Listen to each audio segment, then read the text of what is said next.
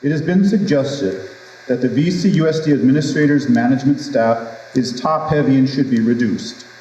Do you agree with this statement? If so, explain what positions and why.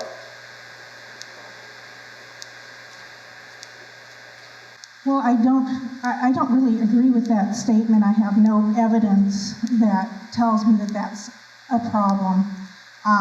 Other criticisms I've read and have explored on my own is the issue of salaries, and what data I've been able to find is old data. And really, if you really are comparing salaries of administrators nearby, you'll see that it's modest. It's very modest compared, even if you go up the road to Napa. They're making quite a bit more up there. So let's keep this in perspective. And you're educators too. You know, you're educators too, and I respect you. Palo Alto School District spends a little over $1,000 per student on administration, but they get $16,000 per ABA. Berkeley spends about $950 per student. Compton spends about $924, and Vallejo City Unified School District spends $919 per student per year. This is the most recent data from EdData. Those are the 4 highest in the state. So I'm not saying that positions have to be cut. I'm just saying that we have the 4th highest admin budget in the state. And if it were showing results, I'd be all over it. Compton, every year they have another grade that does better than Vallejo. They spend more on administration, but they're improving. No, I don't think the administration is top-heavy. I haven't seen the data to show either way, but I feel as someone who holds an administrative credential, the more support you have in the classrooms, the more vice principals. Let me give you a scenario in my school. We have a vice principal only 2.5 days a week. So that other person has to either go half a day to another school and then come to our school.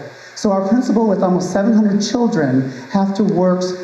When I was in the office 3 years ago as a Title I funds, I never worked my feet off so much and ran around that school. The work and the pay is unbelievable. The amount of nights and weekends and the pressure. You don't have a union support.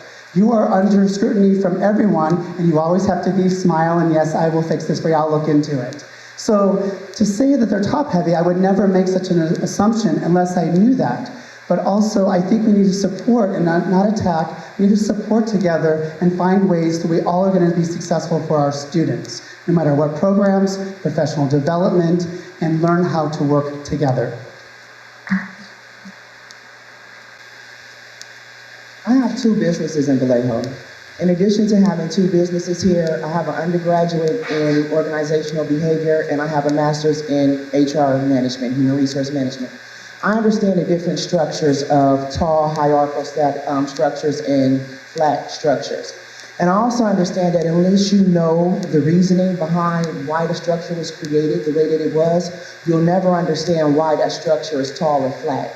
I think that there has to be a lot more information provided before we can make a decision on why a structure is created the way that it is. When you have organizations large like the school board or like Kaiser or something like that with so many different employees, a flat structure is not going to work. You have to look at how the organization is developed, how it's run, and the different programs that are incorporated in that organization to understand what type of management you need and how many managerial staff members you need.